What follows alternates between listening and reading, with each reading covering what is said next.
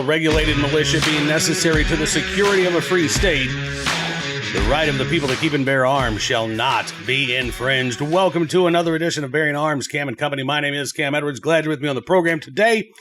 We're going to be talking with the DOJ's pardon attorney, Ed Martin, about the new restoration of rights process that the DOJ unveiled. We know that this has been in the works for quite some time, but the final rule published earlier this week, and it adopts, again, a system that will allow individuals who are currently forbidden under federal law from possessing a firearm to regain their rights. Now, there are some individuals, some categories of crimes, I should say, that come with a presumption of disqualification. There are others that do not. Many of those categories of crimes that come with a presumption of a denial are based on, they have a sort of, timeline window here. So, 5 years, 10 years, nonviolent crimes, in most cases, if not all cases, basically as soon as your time has been served, you can apply to have those rights restored. It is not a perfect rule. There are some issues, I think, in terms of, lack of statutory deadline for DOJ to act. We talked about that with Mr. Martin today. But this is it's a huge step forward, because for decades, there has been no way, short of a full pardon, for somebody to regain their rights at the federal level. There has been a process that's existed on paper, but in practice, that door has been closed for decades. And now, soon, like within a month or so, we're going to see that door crack open. And by the end of the year, according to Ed Martin, the barn doors are going to be flung open wide. And he anticipates that millions of Americans will take advantage of the opportunity to regain their rights. There's a great conversation. Appreciate Ed Martin joining us. Take a look and a listen. Mr. Martin, thanks so much for coming on the program. It's great talking to you today. Always a pleasure. Thank you. Thanks for having me. Yeah, absolutely. Well, this really is a historic step by the Department of Justice. For decades, we've had this process on paper where people could supposedly apply through the ATF to have their rights restored, but Congress didn't fund that process. So now this process is going to go through your office, correct? Yes, sir. Yep, exactly. I'm glad you said that. It's so important for people to know. You talk about the swamp and the deep state and all these things. And I got in here 18 months ago, and they're everywhere. And, you could fire everybody. You still got, it's like a fog. It's like an invisible fog, and you got to fight through it. So you pointed out, early 90s, Congress passes, President signs, okay, we can apply to get our Second Amendment rights back. And then Senator Dianne Feinstein at the time and others, including Republicans, didn't get it done to allow it to go forward. Trump won. They started the process. Biden blocked it. And then from almost day one, certainly from my time in this office as pardon attorney, which was May of last year, they said, get it done. And now we're going to get it done. And it's still taken too damn long, but we're getting it done. Well, I'm glad that you are getting it done. Let's talk about how this process is going to work. When will this portal that prohibited persons who want to get their rights back, when will they be able to access this, you think? Well, we're publishing the rule. That's what the document signed by the Attorney General Todd Blanche means. We published the rule. It's taken way too long to work out the rule, back and forth, lawyers, all this junk, and we got it. So now it's 30 days from now when the thing will go live, basically. And there's not really anything to stop that. It's just a timing thing. Again, I tell people the oxygen of the deep state is delay. I mean, honestly, it's unbelievable. But we're starting right away with a portal. The portal will open up, I think, in a few days. But what we're doing is we're ramping it up. And so I hope the frustration on some people is we're not going fast enough, in the sense that I don't want it to be done poorly. In other words, if we got 1 million to Ed Martin personally, I fight with these people all the time because I think we're going to get millions. Over 30 million people have disabilities on their 2A rights for various reasons. A lot of felons, certainly a lot of violent felons. We're not going to give them back. But everybody else, I think it's going to be millions, are going to say, hey, not just I want to hunt or fish, but I understand, because I hate that part of it. I mean, I like hunting and fishing, but that's not in sports shooting. fundamentally 2A, Second Amendment, is a stabilizer in our country and always has been. And one of the things that's gone on for 50 years, more like 75, is to try to take that away from us. So the process will start now. We've got some friendlies, meaning people that have been talking to us for months and years, and we're going to sort of let them go through the system first and troubleshoot it, because we couldn't go live without being live, to be honest. And so the gates will be open, but small, relatively small. And then by the end of the year, hopefully sooner, it's Katie bar the doors, and we can be processing, hundreds of thousands or however many we get. I think it'll be millions. Yeah, I know that the final rule suggests that 330,000 people in the first year. You think it's going to be more than that? You and I talk and let the rest of the world look in. Second Amendment, if you believe in the Second Amendment, you feel it, you're ready to run through a wall. So an application and come on. I mean, I think our community in this environment, I will say this. I was a weaponization guy for about a year over in DOJ, different part of the department. I saw what the Biden administration did. Eric Holder and Obama were bad, and the bureaucrats are always bad, even under Trump 1. I'm not denying that there's Republicans, but Biden's people, the DOJ, Lisa Monaco, Merrick Garland was an auto pen guy. He wasn't paid. Lisa Monaco, Jack Smith, these people these are nasty, nasty people coming for your rights and coming for your lives. I mean, they really are. And so it's a necessary thing at this moment in history to not just fight for your rights, but when the window opens, make sure to reclaim your rights and hold on like hell, because these people are bad people, and they're getting in control. The Attorney General of California, the state guy, that's a powerful position. These are real far left people that hate our rights. Absolutely. So let's talk about that first tranche of people, the sort of the invitees that you guys have been talking to. Are all of these individuals the victims of this weaponization? No. Or, for example, there's a case that I've been following, Melinda Vincent. Her case actually went up to the Supreme Court. The Solicitor General said, hey, listen, we've got this portal that's coming up. She should apply there. She, wrote a bad check 17 years ago. She was a homeless drug addict at the time.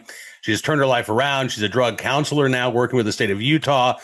She would like to be able to own a firearm for self-defense, but to go shooting with her kids as well. Is someone like Melinda Vincent who you're thinking of when you're talking about, this first tranche?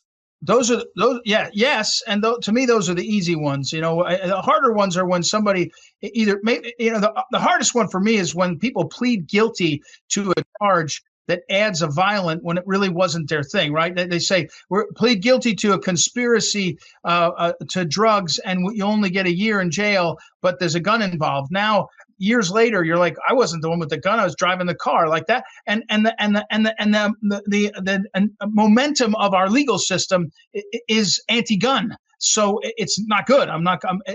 Those are harder ones. I know her case a little bit. She's exactly right in that spot. Let me be clear. We didn't just ask people that are sort of communicating with us on weaponization and victims. There's Second Amendment folks, as you know, for years that have been saying, how come this isn't working? And they've been lined up. And so a lot of those are just straight up examples like you had. But more importantly, I want our citizens to say, you're too slow, Ed.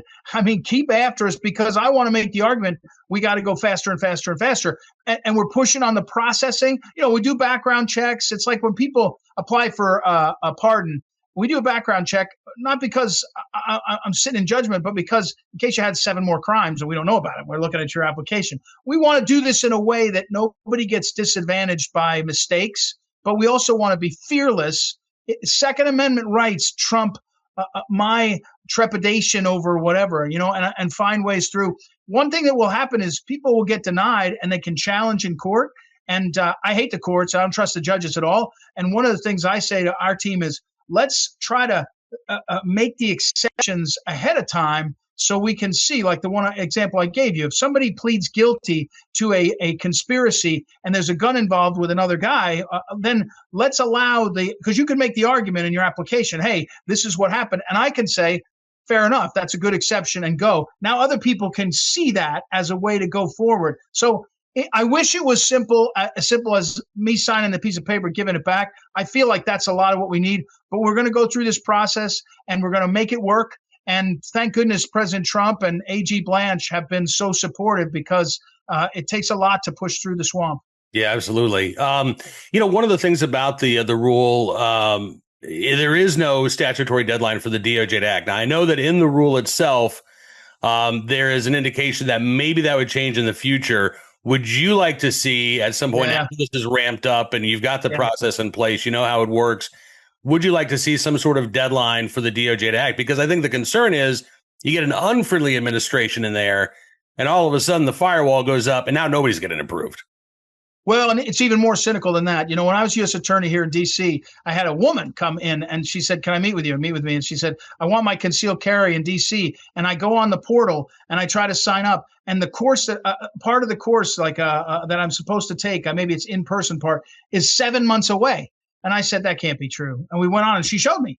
And so I wrote a letter to D.C. and I said to the mayor, like, "Hey, what the hell's going on?" I didn't say it that blunt. I said, the system's got to work. It may take a week or two, but it can't take 7 months. And because then I asked about it and I heard that's how they play the game, right? They delay it to starve you out, to make you quit, to make you get, worse, to be a victim of a crime. So I agree with you. I think that the danger is that the next administration or even that the bureaucrats say, "Hey, it's really hard." Another quick example, when I became the pardon attorney, our applications for clemency, so pardons, commutations, we will check with the U.S. attorney where the prosecution happened.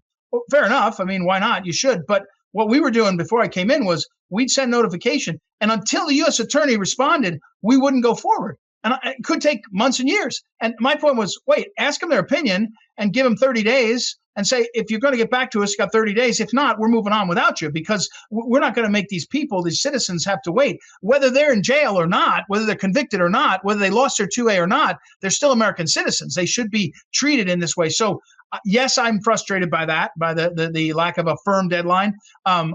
In the swamp, in the deep state, I will tell you, you get convinced of the speed. We got to do a background check and these things. And so you say, okay. But again, what Trump did, I was here for DOJ at the beginning, was shatter any stupid preconception on what the actual time constraints are. We just got to keep pushing on that. And guys like Senator Mike Lee up in the Senate have been awesome at putting pressure. But to your point, the next Biden administration, they could slow walk this till hell freezes over, and we should be worried about it. Yeah, absolutely. I mean, I got to say, and just in talking with you, you can hear the passion in your voice on this issue. What has made you so passionate about this? Because as you say, there are a lot of bureaucrats out there, a lot of political appointees who, they show up, they do their job, they go to work, they go home, but it is just a job to them. And in talking to you just over the past couple of minutes, when you're talking about the importance of these rights, the importance of, again, being able to get these rights back, why is this such an important issue for you? Well, I don't know what it was like to live in other times in history, but I know what it's like to live now. I know you do. And I've been attacked on the street. I've been targeted by the media, because I stood up for these things. I'm not bragging. I'm not asking for sympathy. I'm saying, I think we're in a real battle for the future of this republic. And one of the things they do is diminish our Constitution. And one of the fundamental pieces of our Constitution is Second Amendment. But it really just pisses me off. I'm educated enough. I'm a lawyer. I've been around. I see what they're doing. And now I see it. 18 months I've been in it. I have an apprenticeship in the deep state and the swamp. And brother, I got to tell you, it's like being behind enemy lines in the French resistance in World War II. I mean, it is treacherous and it is real and it's not going away. And we're winning, but we're winning in fits and starts. But I'll tell you what radicalized me in this moment, Ed Martin. When I represented some of the January 6th defendants as pro bono, the ones that were here in the jail, in the hellhole. The gulag, and it's a right name for it, the gulag. And now that when I became in the government, I saw Lisa Monaco's emails. She was running the Department of Justice. My predecessor as U.S. attorney, his emails running it. They wanted to destroy people. They didn't want to convict them. They wanted to destroy them. They wanted to make their wives and kids be alienated, their mothers and fathers be alienated, lose their jobs. And here's the thing. This is a secret nobody says. If you were rich or connected, you didn't go to the gulag. You got out. You got a lawyer. If you were working class veterans, they put you in the gulag and tried to break you. And I watched it. I saw it. And then the judges in the district here in D.C. participated in it, and the prosecutors participated in it, and the media participated in it. You talk about like the Soviets would stand in awe. The communists and Soviet and Stalin would be like, wow, you guys were able to pull that off on these American people. And very few people stood up. And, frankly, when I got in office with President Trump, he pardoned all the J6ers within an hour of my being sworn in, right? I mean, and you'd say, oh, well, he does this or that. That took stones of steel to do it, and he did it. And Todd Blanche, when he was DAG, they tried to jam the J6ers with more crimes. And Blanche, I remember Todd said, get those cases dismissed. They're not allowed to jam you on J6 and then charge you with a gun possession. Remember, they were doing this on some. It took us too long to get rid of them. But that treatment by the American government of citizens and regular citizens, working class citizens, it galls. You can hear it galls me, and I'll never stop believing that we've got to fight against these people that did that and the system that did that, and that's what we're doing. Well, again, I am looking forward to maybe having you back here in a couple of months so we can do an update on how the system is going. I do have to ask, since I've got you here, I know my audience wants me to ask about this. I don't know if you're familiar with the case of Patrick Tate Adamiak. He is a Navy veteran. He was convicted for possessing unlicensed machine guns. There's a lot of dispute about whether or not those were actual machine guns. I know that he has requested a pardon. Are you familiar with this case? Can you provide us with any sort of update about Patrick Adamiak? Yeah, I mean, I don't comment on the actual ones to say much more, but I will comment in this sense. I know the case. I know some of the details. I haven't reviewed it recently. I did at one point look at it. It's the kind of case where you saw how he was targeted and by the prosecutors. And I make no distinction. If it started under Trump, the prosecutors still are prosecutors. And I'll give you the punchline that I do, of these things. Ronald Reagan said, trust and verify about the Soviets. And when it comes to the federal government and the prosecutors and the judges, I've turned it on its head. It's distrust and rectify, because I'm convinced my starting point, you can prove to me prosecutors aren't all bad. But the starting point is there's been so much abuse and so much imbalance. Yesterday or earlier this week in Florida, lectern guy, the guy who had the lectern on January 6th, he was convicted, went to jail, got out. He's got 5 kids. He ran for office. He didn't win for office. He came in to see me, normal guy. And he told me they didn't give him the video of the entire part of when he was in the Capitol to defend himself. They only showed him carrying the lectern. I don't know if you know this. He didn't take the lectern home. He stood behind it and did a fake speech and then left. He left it there. He didn't damage it. He didn't burn it. He didn't break it in half. And they put him in jail for that. And more importantly, they lied. In my mind, they lied by not telling the whole story. And my point with this case is I see enough in it that makes me say, what the hell's going on here? There's a lot of points where I'm not sure the defense had the chance to get there, but I'm not prejudging it to tell you. I will say it's got a lot of attention on all sides. One thing I tell people that are watching, if you want something to get, this president is fearless when he sees injustice. So if you want to get attention to somebody, then get attention to him. And that attention will help us, look at it and look at it more and more. So, be respectful. But I encourage people to push and to ask questions. But there's a lot there, I think. And by the way, anytime there was guns involved, I mean, the Obama administration started jamming sheriffs across the country for having fundraisers where they gave local, in the middle of nowhere, rural. I grew up in rural America, and you can give money to the sheriff. He gives you a PBA card, right, or a badge. They're putting people in jail for that. The Holder Obama administration. I look back, I'm like, what was this? It was just targeting people that they didn't like. So there was a lot of that. And I did an interview yesterday on Chauvin, Derek Chauvin. Guy was clearly targeted. I mean, it's insanity. Now, that's a state charge, not a federal charge. But my point is the legal system, the reason the president cares, the reason the pardon office is active is because we're trying to keep the balance in this country. Because you put our law and order imbalanced, and, man, you really lose the center of our republic. Absolutely. I mean, and to that point, when I interviewed Robert Cicada, the ATF director, he stood by the ATF investigation, but he did say that the 20-year sentence that Patrick Tate Adamiak received, he said that was far beyond what others in similar circumstances would have faced. So I appreciate you talking about it. I'm glad to know that this case is on your radar, and I'm glad to know that if his supporters keep raising attention to this, and, hopefully we'll get some answers. Ed Martin, thank you, sir, for joining me on the program. It's great talking with you today. And again, I hope we get a chance to do this here again in a couple of months. Anytime. I appreciate it. Thank you very much for the chance to talk about this important work we're doing. Thank you, sir. My thanks to Mr. Martin for being with us on the program today. And again, for being so forthcoming. Every time I've not just about the restoration of rights process, but about Patrick Tate Adamiak's case. Every time that I have spoken with an administration official about this case, I've kind of expected the boilerplate no comment. This is an ongoing case. It's not appropriate for me to talk about it. And while, Robert Sakata, the ATF director, and Mr. Martin both said, there's only so much I can say, they each gave substantive responses. And it is good to know that Patrick Adamiak's case, that there is awareness of his request for a pardon. And again, that the efforts of his supporters are not going unnoticed. So hopefully we can redouble those efforts, and hopefully Patrick Tate Adamiak can soon find justice. All right, on to today's Armed Citizen story, our good deed of the day, and our recidivist report. Let's start there with a case out of Wisconsin. Judge gives lacrosse man probation over 2024 shooting at Our Corner Bar. I thought when I read this headline, okay, well, there's got to be some sort of, self-defense aspect to this. Maybe there was a question about whether or not this individual was acting in self-defense. Doesn't sound like it.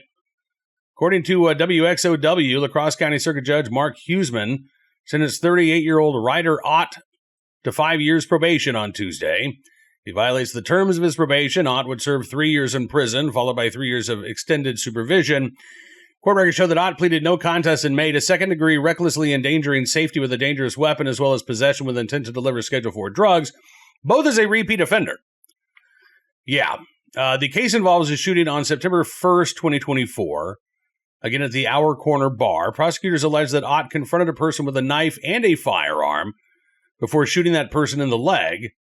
Ott's probation requires him to continue alcohol and drug treatment, complete a psychological evaluation. He must also send the victim a letter of apology. Now, Ott will have to serve 67 more days in the La Crosse County Jail on the drug charge beginning on October 16th, but no more time in jail for shooting somebody, which, again, kind of a head-scratcher for me. I guess at the end of the day, it's still a little bit more than 2 months in prison, regardless of the charge, but that just seems like an awfully light punishment for shooting somebody. Again, where there's no real allegation that it was a self-defense. On to today's Armed Citizen story. A armed robbery suspect who was shot and killed at a vape shop in South Carolina. We've seen these types of stories before, but I think it has been a minute or so since we've run across a vape employee or vape shop employee acting in self-defense. It's happened around 10:15 the other night in Florence, South Carolina. Officers responded to a reported armed robbery at Smokers Town in Florence. While they were responding, they were told that the armed robber had been shot by a store employee. That individual identified as Raheem, the suspect, not the store employee, the suspect identified as 23-year-old Raheem Raquane Brantley. Brantley had fled the business after he was shot. He was later found lying in a grassy area behind the business. Preliminary investigation indicates he walked into the business while wearing a mask and gloves. He was armed with a gun. As Brantley attempted to place money into a bag, the employee grabbed a handgun of their own, fired multiple shots at Brantley. When officers found Brantley behind the business, he did have a handgun with him. He did, again, pass away from those injuries. At last report, Florence police have not charged the store employee with any crime. And based on South Carolina's self-defense law, unless there's some evidence that we don't know about, I would say it is highly unlikely that this store employee is going to face charges. Guy walks in, he's armed with a gun. you've got a reasonable belief at that point that your life's in danger, and you do have the ability to act in self-defense. Finally, today, our good deed of the day. In the right place at the right time, willing and able to do the right thing. A woman in North Carolina who rescued a 12-year-old girl who had been kidnapped. This is an amazing story. I mean, and it's got everything, highs, lows, and everything in between. Jennifer Maxwell being called a good Samaritan, being called a guardian angel, being called a hero. It was Sunday morning, actually Sunday afternoon. She's driving home from work as a healthcare worker. She sees this 12-year-old, who she said was clearly in distress, run out from a wooded area in Irwin, North Carolina. She said she just dropped in the ditch crying, and I was like, oh my God, what's wrong with that baby? Said she was very scratched up, like her legs had lines all over them. Either she went through briars or thick brush, her arms had scratches, she was barefoot, and I said, baby, are you okay? And she said, no, I've been kidnapped. And I said, are you serious? According to the Harnett County Sheriff's Office, the 38-year-old Daniel Gear kidnapped the 12-year-old girl from his own home in Lillington, North Carolina, early Sunday morning after the 12-year-old girl and Gear's teenage niece had a sleepover at his home on Saturday night. So Maxwell, again, sees this little girl, asks her if she's okay, finds out no, she's been kidnapped. She gets the 12-year-old in her car. She calls 911. She ended up taking police back to where she found the girl, and that was not far, actually, from where Gear's pickup truck was still sitting behind the DMV office in Irwin, North Carolina. Maxwell said that the girl said they'd been walking in the woods for a couple of hours, and that her abductor, quote, kept pushing her, like putting his hand on her shoulder and pushing her, telling her to walk. Which, that's kind of disturbing in and of itself, right? Where were they going, and what were the suspects' plans once they got there? For Maxwell, the story actually doesn't end there. So, I mean, after the little girl was taken to police, ultimately reunited with her family, Maxwell gives her statement to the police. Actually, on her way back to the station to give police her statement, she gets into a car accident. A car crashed into her SUV. Totals it. She's got bruises. Now she's got scratches. She says lacerations down her hand and arms. I hope that, again, this woman who's been hailed as a hero, as a guardian angel, I hope that, insurance pays out and gets her a new vehicle, but I hope that the community can rally behind her as well. My Fox 8 in North Carolina says Maxwell's been down a similar road before. It was actually in May of 2024. She was working as a school bus driver in Johnston County. Somebody crashed into her bus, injured her and multiple children on board. But as Maxwell told CBS 17, I'm alive. Baron James, who's a reporter with CBS 17, asked her, you're a good Samaritan. You have a purpose. People say, what do you say to things like that? And she said, I don't know. She said, I just thank God that I could be where I was. And God knows that if that girl didn't get away, what would have happened? I think that is absolutely right. I mean, again, we don't know what would have happened, but my guess is nothing good.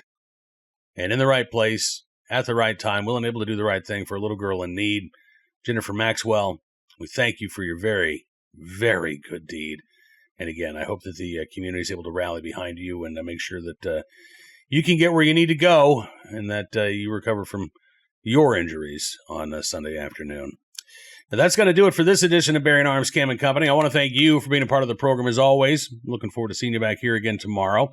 Who knows who might be dropping by? The interview with Ed Martin happened very quickly. I didn't have a chance to tease you or tease it or preview the interview on yesterday's Bearing Arms Cam and Company because it just kind of came together yesterday afternoon. So, yeah, literally, who knows who we'll be talking to tomorrow. But I promise you, it's going to be a great interview. Make sure you check out BearingArms.com throughout the day today as well. We're keeping you up to date on all the latest Second Amendment news and information. And if you like what you see, do become a VIP Gold or VIP Platinum member if you're not one already. If you are, thank you for that. If not, be sure to check it out. Use the promo code FIGHT. You can get 60% off your membership, no matter what tier of support you choose. You'll be getting some great benefits for our VIP Gold and Platinum members. That includes the weekly live chat I do every Wednesday afternoon, 1:30 Eastern, with Hot Airs Ed Morrissey. It's a great time, my favorite hour of the work week. Would love for you to be a part of it. But regardless, thank you for your support. We'll see you back here on Thursday. Until then, be well, be safe, and be free.